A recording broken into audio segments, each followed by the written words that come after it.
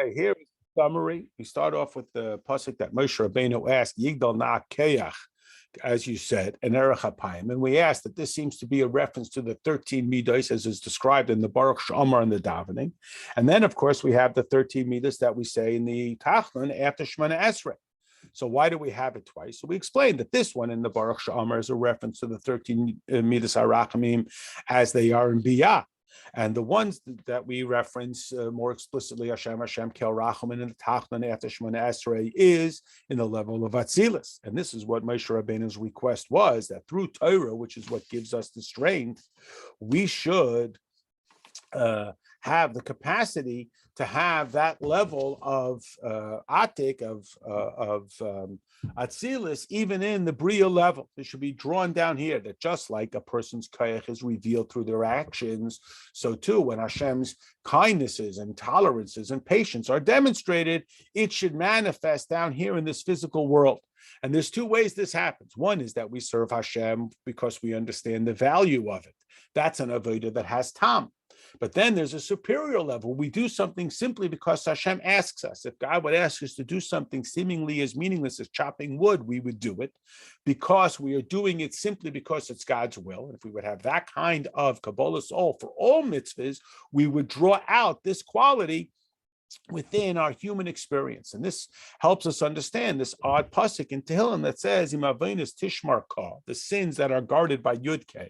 But adne miyamai. Now, ordinarily, adne is a lower level than aveinos. Adne is simply the instructor of rules, and Yudke is the higher level. But now we understand that adne ultimately expresses a level that is even higher than Havaya, that level that is called the makif of even the meich.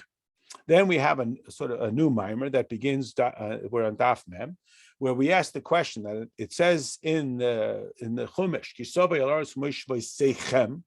and you will make a fire to Hashem. So we ask, why is Torah referred to Eretz Yisrael here as the land of your dwelling and not as Eretz Canaan? And what is this idea of the fire?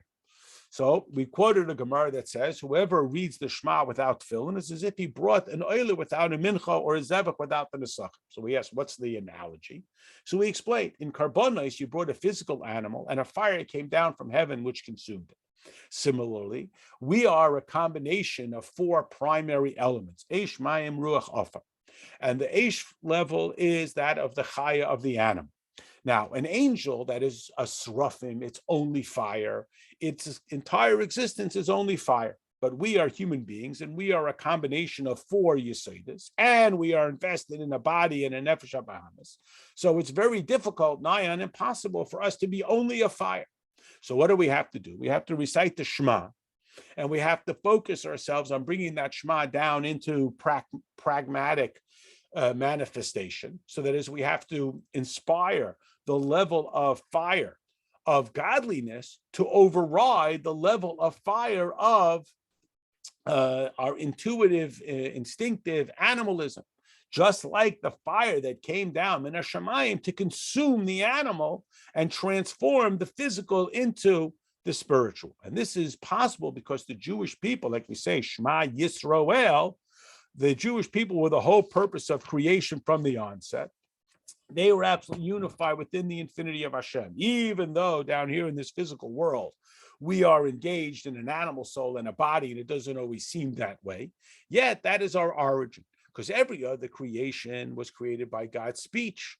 Even the Olam Yisrael were created by God's speech, but only human beings are created from that level of Havaya where there is no change, past, present, and future, and therefore we, and exclusively we, have access to it. And this is the idea that a person's years are measured by how passionate, how fiery their animal soul is. That's how fiery and passionate their godly soul has to be, so that they can overcome their animalistic impulses.